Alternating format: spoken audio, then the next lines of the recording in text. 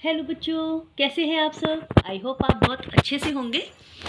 बेटा, हमने जो नया टॉपिक शुरू किया हुआ है अव्यय का समुच्चय बोधक, हमने लास्ट में क्रिया विशेषण देखा था, अच्छे से याद होगा। अब हमारा समुच्चय बोधक वाला टॉपिक चल रहा है अव्यय में।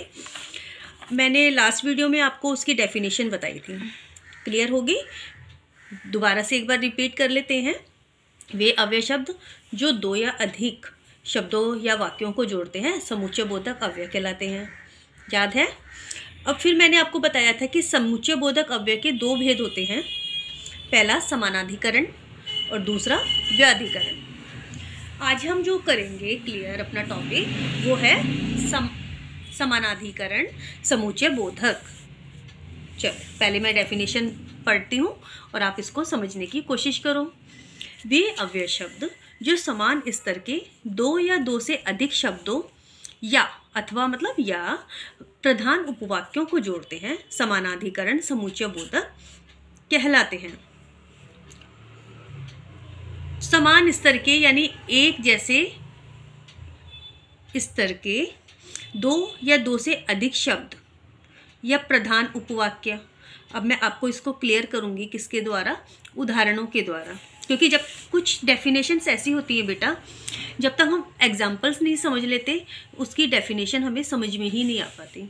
ठीक है, मुझे तो ये चीज़ समझी हुई है, लेकिन आपको समझाने के लिए मैं पहले आपको डेफिनेशन समझाऊंगी और डेफिनेशन के साथ साथ मैं आपको एग्जाम्पल समझाऊंगी ताकि आपको जो है डेफिनेशन भी क्लियर हो जाए। उसने मेहनत की परंतु पास न हो सका। उसने मेहनत की, लेकिन इसमें जो शब्द आता है अव्यय शब्द कौन सा आ गया, परंतु। इसने दो शब्दों को जोड़ा कि मेहनत की पर पास नहीं हो सका। पास ना होना अलग चीज़ है, मेहनत करना अलग चीज़ है, लेकिन उन दोनों को जोड़ने के लिए जो शब्द यूज हुआ वहाँ वो क्या था यहाँ पे, परंतु।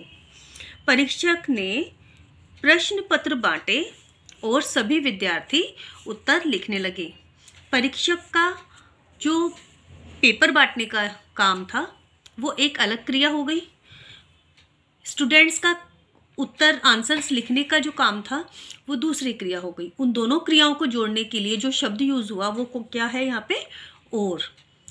परीक्षक ने, टीचर ने प्रश्न पत्र बांटा और सभी विद्यार्थी उत्तर लिखने लगे। अब तो मुझे लगता है आपको ये बात क्लियर हो रही होगी। मेरे भाई या दीदी विवाह में सम्मिलित होंगे।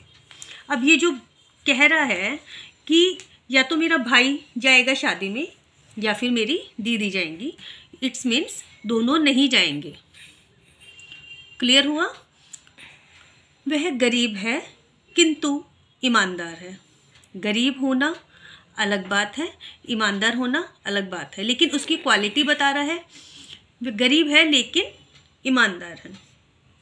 इसके अलावा हम और वाक्य भी इसमें बना सकते हैं, है ना। इस घर में या तो तुम रहोगे अथवा मैं रहूँगी।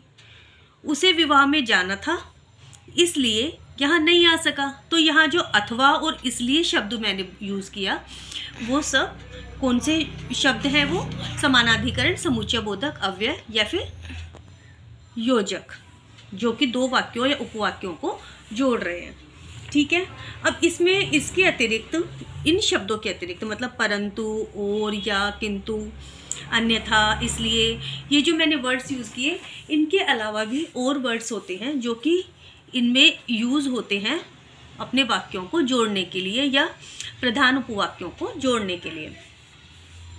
इनके अतिरिक्त जैसे किंतु, परंतु, तथा, लेकिन, अन्यथा, अतः, एवं, इसलिए, फलता, नहीं तो आदि प्रमुख समानाधिकरण समुच्चय बोधक हैं।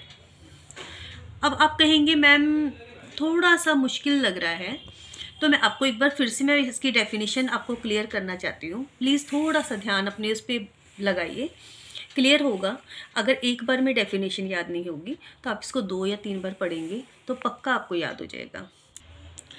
वे अव्यय शब्द जो समान स्तर के दो या दो से अधिक शब्दों अथवा प्रधान उपवाक्यों को जोड़ते हैं समानाधिकरण समुच्चय बोधक अव्यय कहलाते हैं।